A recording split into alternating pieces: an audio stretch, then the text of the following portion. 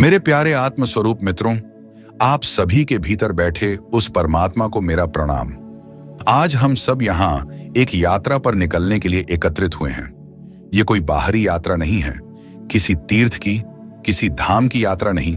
ये यात्रा भीतर की है, स्वयं से स्वयं तक पहुंचने की यात्रा। ये उस उलझन को सुलझाने की यात्रा है जो सदियों से इंसान को परेशान करती आई है, उसे बांटती आई है, उसे जलाती आई है।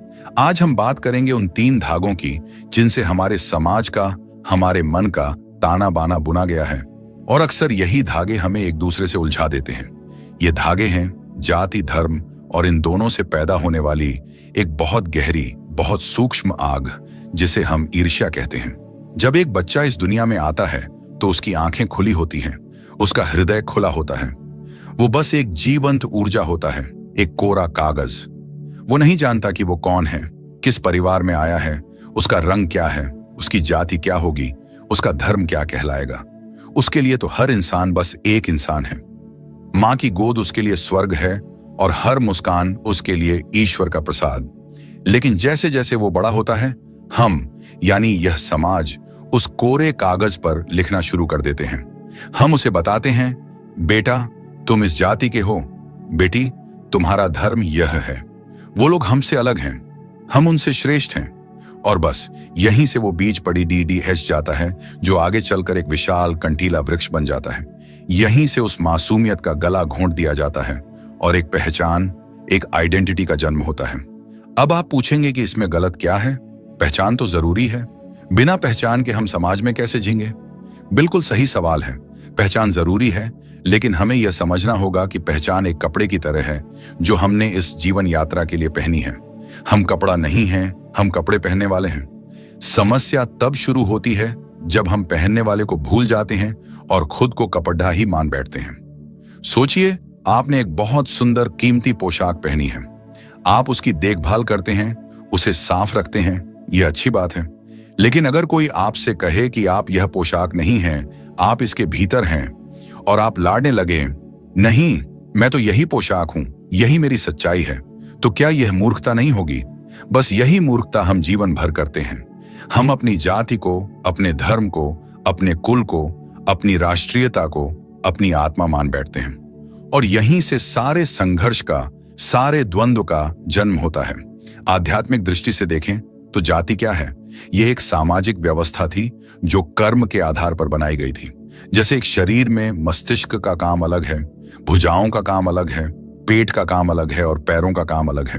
क्या कोई एक दूसरे से ऊंचा या नीचा है? अगर पैर कहें कि हम चलना बंद कर देंगे क्योंकि मस्तिष्क को हमसे ऊंचा माना जाता है, तो क्या शरीर चल पाएगा? नहीं, पूरा शरीर ही गिर जाएगा। यह व्यवस्था समाज को सुचारू रूप से चलाने के लिए थी, कर्म के विभाजन के लिए थी। लेकिन इंसान के अहंकार ने, उसके मैंपन ने इसे कर्म से छीनकर जन्म से जोड़ दिया, और जैसे ही यह जन्म से जुड़ी, यह पवित्र व्यवस्था एक अभिशाप बन गई। यह श्रेष्ठता और हीनता का खेल बन गई।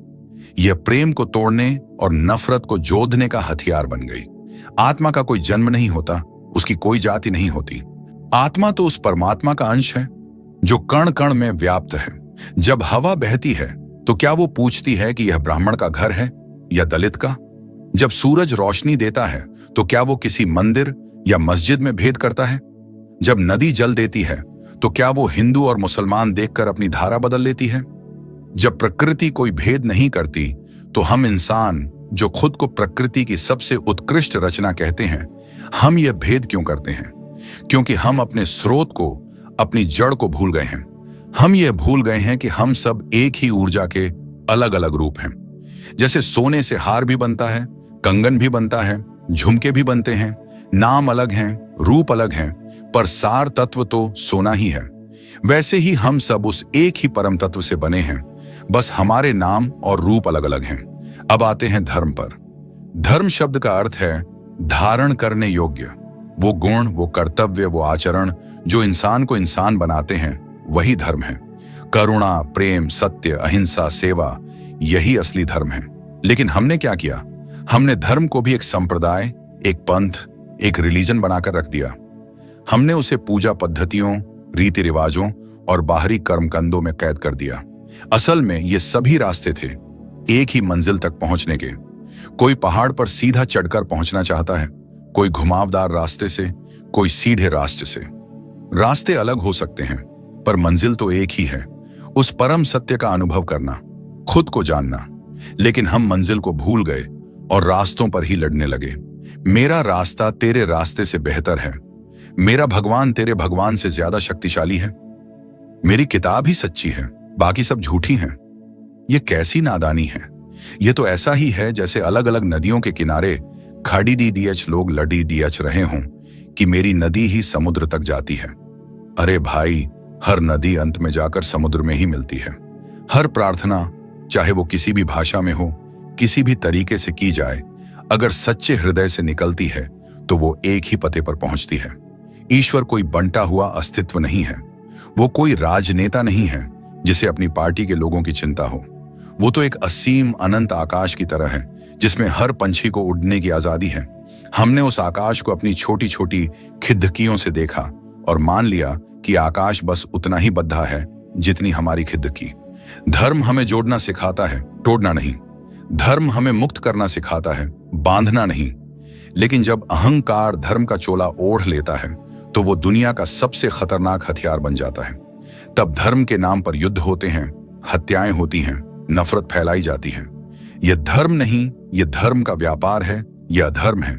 जब हम इन बाहरी पहचानों, इन लेबलों, जाति और धर्म से बहुत ज्यादा जुड़ जाते हैं तो एक तीसरा और भी खतरनाक जहर हमारे भीतर पैदा होता है।